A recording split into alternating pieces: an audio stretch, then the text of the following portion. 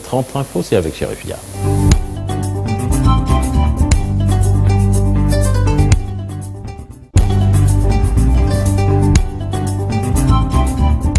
L'heure de la rentrée scolaire a sonné pour les élèves, Chérif.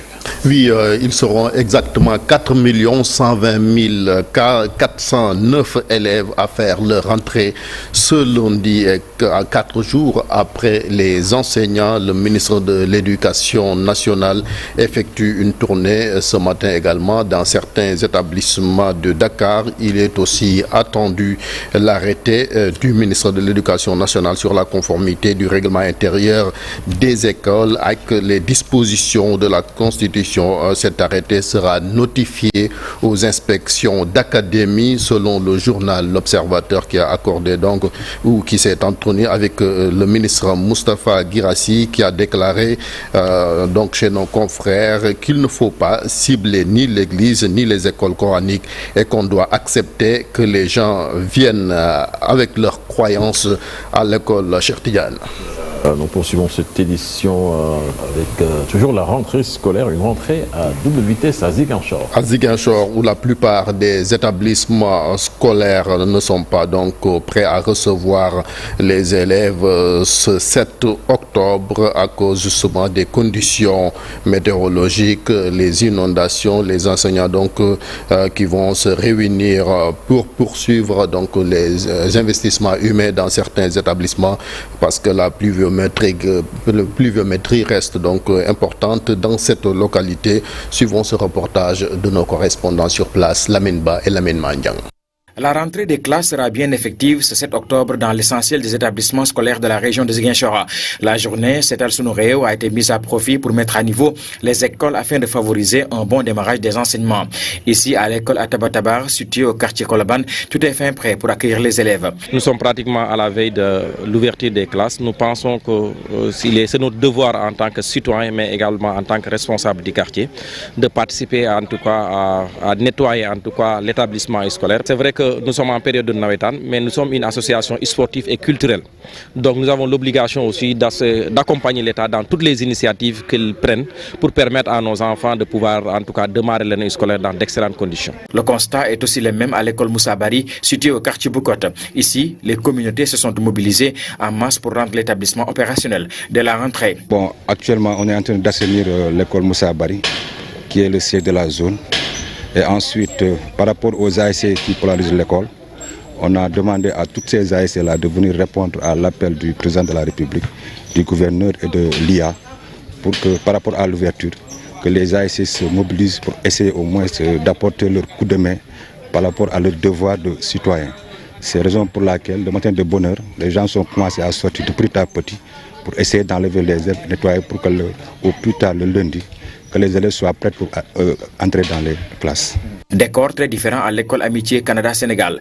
Cet établissement est encore sous les eaux et les responsables de l'école ne comptent pas prendre le risque de recevoir les élèves dans ces conditions.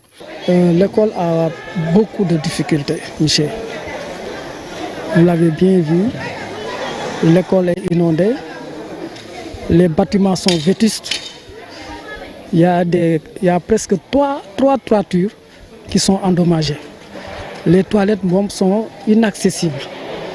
Alors c'est pourquoi souvent, dès octobre, on n'arrive pas à ouvrir les classes. Pourquoi? Parce qu'il y a de l'eau partout dans la cour de l'école.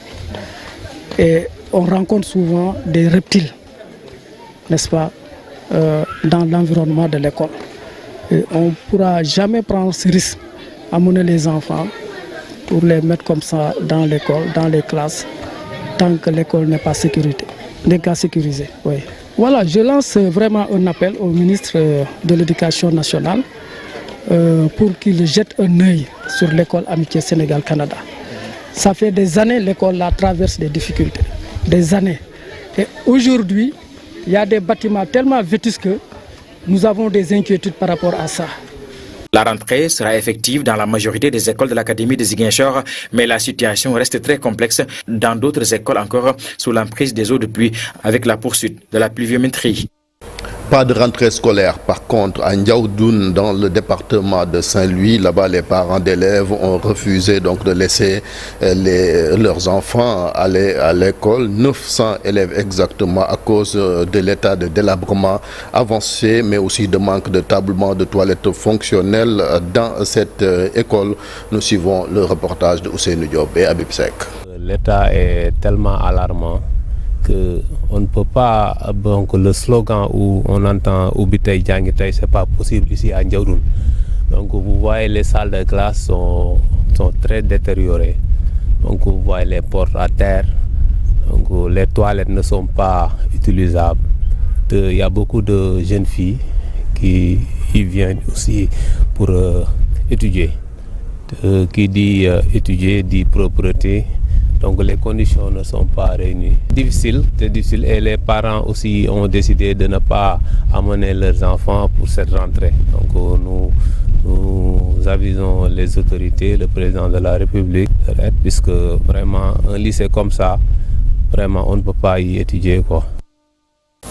Et puis en politique, Chérif Dia, la paix répond au Premier ministre Ousmane Sonko sur le rapport d'audit économique du pays. Oui, le parti de l'ex-chef d'État Macky Sall dénonce, je cite, des jugements portés sans la certification de la Cour des comptes qui dispose d'un délai de 3 mois pour valider les conclusions d'un tel document. Dans un communiqué qui nous est transmis, l'Alliance pour la République a salué l'esprit de retenue des anciens ministres des Finances, mais aussi objet des accusations injustes selon toujours le document de la part du Premier ministre Ousmane Sonko. La paire a condamné son empressement à tirer des conclusions de ce rapport qui donc n'est que provisoire alors que son processus de validation n'est pas encore achevé. Les apéristes ont par ailleurs déploré un manque de respect flagrant envers l'administration de l'économie des finances publiques.